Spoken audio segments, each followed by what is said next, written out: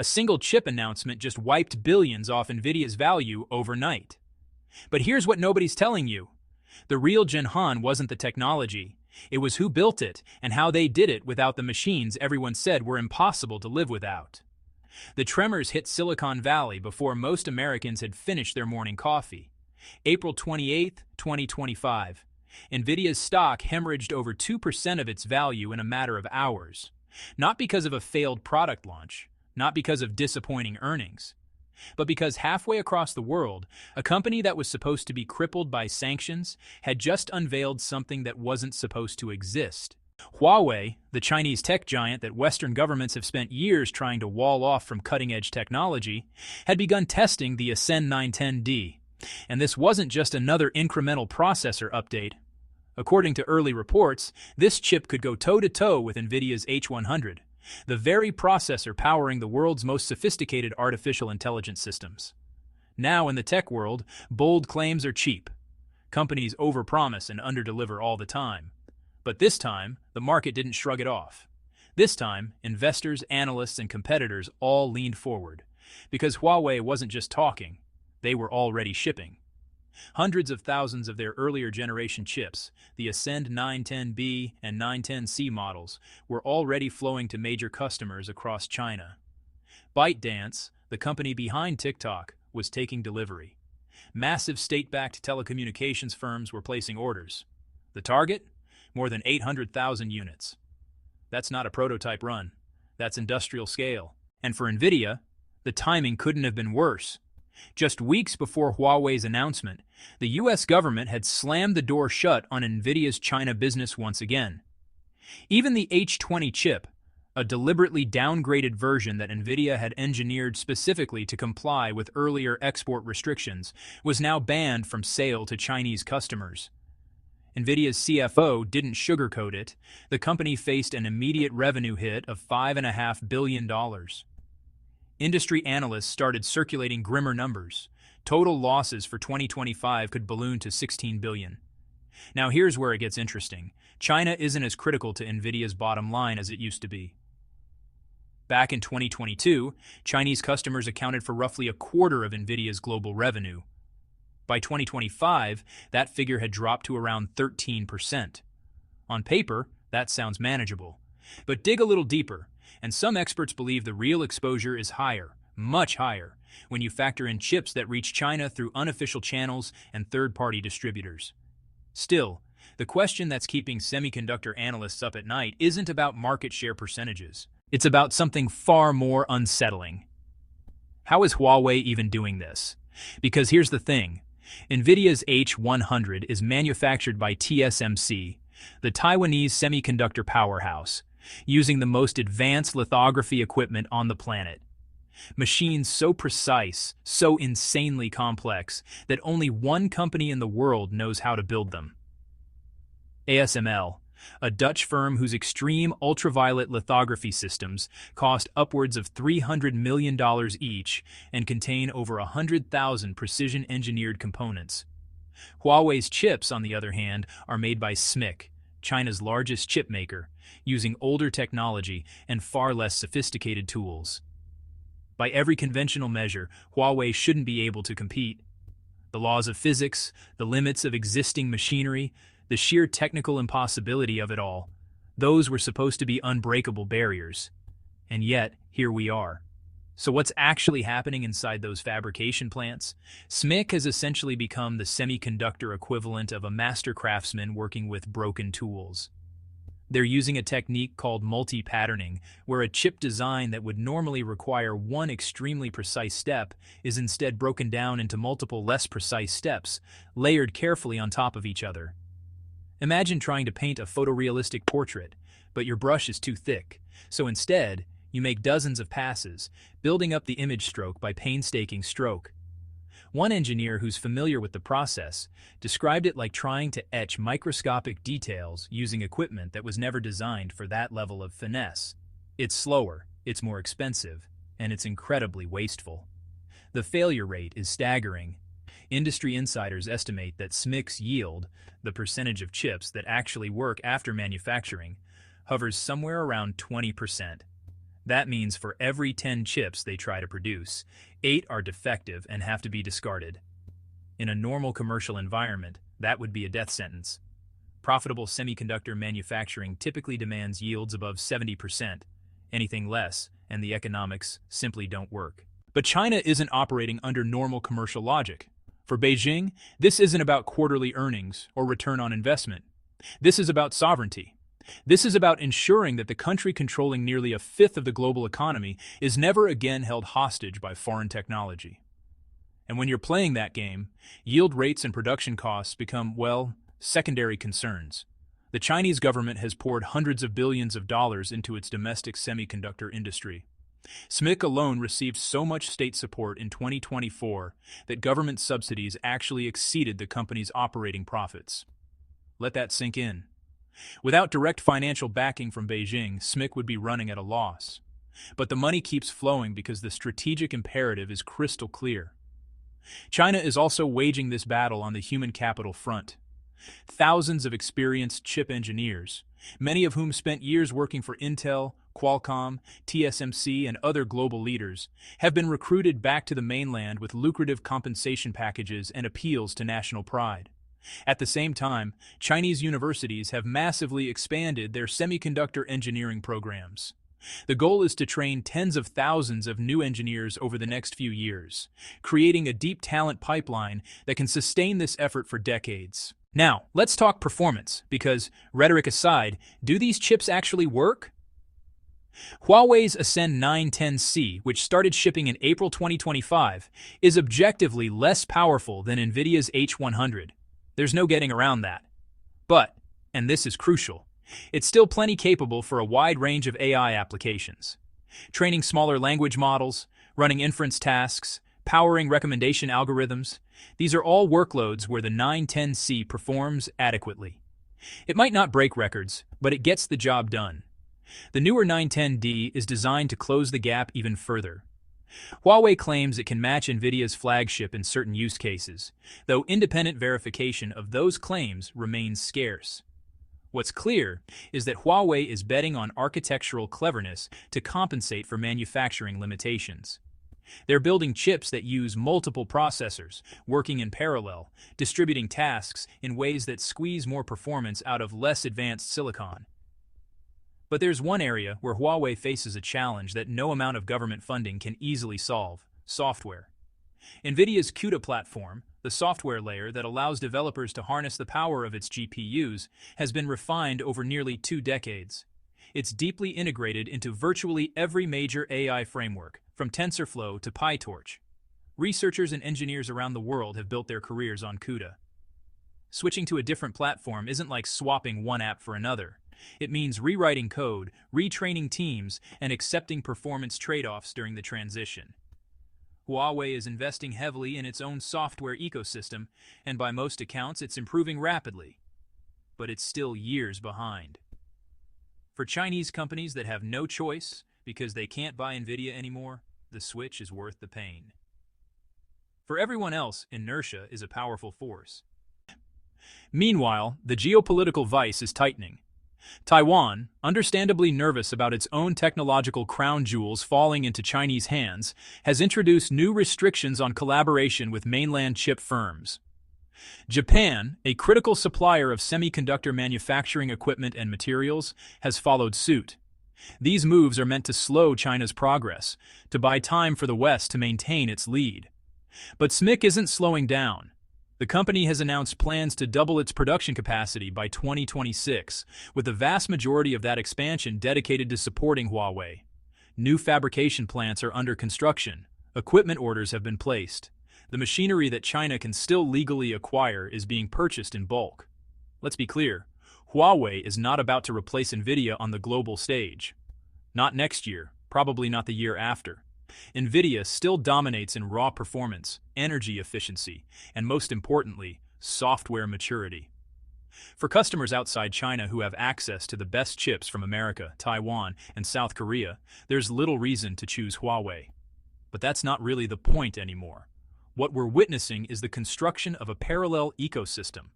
China is methodically building every piece of the AI infrastructure stack: processors, memory, software, cloud services, so that it never again has to depend on foreign suppliers for the technologies that will define the 21st century economy. Just 2 years ago, the idea that China could produce competitive AI chips without access to the world's most advanced manufacturing tools seemed far-fetched. Export controls were supposed to freeze China's progress, forcing them to rely on outdated technology while the West raced ahead. Instead, those same restrictions became a catalyst. Every ban, every restriction, every supplier cut off has reinforced the urgency of Beijing's mission. Independent researchers, including teams affiliated with the Harbin Institute of Technology, published findings confirming that Chinese scientists had successfully generated stable extreme ultraviolet light at 13.5 nanometers, the exact wavelength required for next-generation chip manufacturing. This isn't speculation anymore. It's not a patent filing or a theoretical paper. It's experimental proof. To understand why this matters, we need to rewind a bit. Back in 2019, when the Trump administration first imposed sweeping export controls on Huawei, one of the most devastating restrictions involved EUV lithography machines. These are the tools that allow chip makers to etch transistors smaller than 7 nanometers onto silicon wafers. And there's only one company in the world that makes them, ASML. Under pressure from the United States, the Dutch government prohibited ASML from selling EUV systems to China. Each machine costs somewhere north of $300 million and represents the pinnacle of human engineering. Tens of thousands of parts, assembled with tolerances measured in fractions of a nanometer, requiring contributions from suppliers across Europe, Japan, and the United States. Without access to EUV, making cutting-edge chips becomes exponentially harder. For years, the consensus among industry experts was that China was at least a decade behind in developing its own EUV capability. Some believed they might never catch up. Even as recently as late 2024, ASML's leadership publicly stated that China remained far from building a functional EUV system. So what changed? Chinese engineers didn't try to copy ASML's approach. Instead, they went in a completely different direction. While ASML's machines use high-powered lasers to generate EUV light, Chinese researchers developed a plasma-based system. By electrically exciting tin in a controlled environment, they achieved the same result-stable 13.5 nanometer EUV light. Different method, same output. This is significant for a couple of reasons. First, it demonstrates that China's scientific community is capable of genuine innovation, not just reverse engineering. Second, it shows that the technological moat that was supposed to protect Western semiconductor dominance might not be as wide as everyone assumed. But, and this is a critical but, generating EUV light in a lab is vastly different from building a production-ready lithography machine. A working EUV system isn't just a light source, it's an orchestra of over 100,000 precision components working in perfect synchronization. Ultra-smooth mirrors that reflect EUV light with almost no loss. Optical systems accurate to within a fraction of a nanometer. Software that controls every microsecond of the exposure process. A supply chain mature enough to deliver replacement parts and continuous upgrades. ASML spent more than 20 years developing its EUV technology in partnership with dozens of specialized suppliers. China is trying to compress that timeline into just a few years. So far, there's no evidence that Huawei or SMIC has integrated a domestically produced EUV machine into actual chip production. That's because these systems haven't reached commercial viability yet. They're still in the lab, still being tested, still far from the reliability needed for high-volume manufacturing. In the meantime, Huawei and Semiconductor are using that multi-patterning workaround we talked about earlier. Advanced deep ultraviolet lithography combined with self-aligned quadruple patterning. It's a clever technique, but it's also a stopgap. The yields are terrible, the costs are astronomical, and the performance still lags behind true EUV manufactured chips. When Huawei's Mate 60 Pro smartphone launched in 2023 with a 7-nanometer processor inside, the reaction from Western analysts was a mix of shock and disbelief. That chip wasn't supposed to be possible under sanctions. But it was real, and it worked. The catch? Making it was economically brutal. Yields around 20% meant that SMIC had to throw away most of what they produced. For a consumer product sold in limited quantities, that's bearable, especially with state subsidies. For a global AI chip business competing on price and performance, it's unsustainable. That's why EUV remains the ultimate prize. Proper EUV manufacturing boosts yields to 80 or 90% almost immediately. Suddenly, costs drop, competitiveness returns, and you're playing on the same field as TSMC and Samsung. China knows this. That's why estimates suggest Beijing has committed between $37 and $40 billion to domestic EUV development. To put that in perspective, ASML's entire market valuation is the result of decades of accumulated expertise and incremental improvements. China is trying to match that in a fraction of the time through brute force investment. Internal roadmaps reportedly target experimental production by late 2025 and broader manufacturing readiness by 2026. Those are extraordinarily aggressive goals. Even if a working prototype emerges, transitioning to mass production involves countless additional hurdles: long-term reliability, software maturity, supply chain coordination, consistent yield optimization. A more realistic timeline? Limited deployment later this decade, with full commercial maturity arriving sometime in the early 2030s. But here's the thing, the exact timeline almost doesn't matter. What really matters is the trajectory. China isn't just trying to copy ASML. They're exploring alternative designs that could eventually be, more efficient, more cost-effective, and potentially even superior. If they succeed, the consequences ripple far beyond fabrication facilities. Right now, China represents over 40% of ASML's total revenue. It's their single largest market. ASML has already warned investors that revenue could decline as Chinese firms reduce their dependence on foreign equipment. If domestically produced EUV machines become viable, ASML doesn't just lose access to that market. They could eventually face competition from lower-cost Chinese alternatives, threatening the monopoly they've enjoyed for decades. Meanwhile, Huawei keeps advancing on multiple fronts simultaneously. The Ascend 910D reportedly achieves performance comparable to Nvidia's H100 by integrating multiple processors into a single package, an unconventional architecture, but one that appears to work. Huawei is also heavily investing in homegrown high-bandwidth memory technology, further reducing reliance on foreign suppliers like SK Hynix and Micron. Piece by piece, Huawei is constructing a vertically integrated semiconductor ecosystem. They're not there yet, but honestly, the gap is closing faster than almost anyone predicted. The original logic behind export controls rested on a simple assumption: that the sheer complexity of advanced semiconductor technology would act as an insurmountable barrier. That even with unlimited funding, China couldn't replicate in a few years what had taken the West decades to perfect. That assumption is being tested right now. And yeah, the early results are unsettling. Instead of halting progress, sanctions appear to have had the opposite effect. They've galvanized China's scientific community, concentrated resources, and transformed semiconductor independence into a national obsession on par with historic initiatives like the space program or nuclear development. Thousands of engineers who once worked in comfortable positions at multinational corporations have been reassigned to tackle lithography, materials science, and advanced manufacturing challenges. Funding that might have been distributed across various industries is now tightly focused on a single goal. This creates a strange paradox. Western sanctions were meant to slow China down. In some ways, they have. Access to cutting-edge tools has been restricted, forcing reliance on inferior alternatives. But in other ways, sanctions have accelerated China's progress by eliminating any ambiguity about priorities and unleashing a focused, state-backed technological sprint.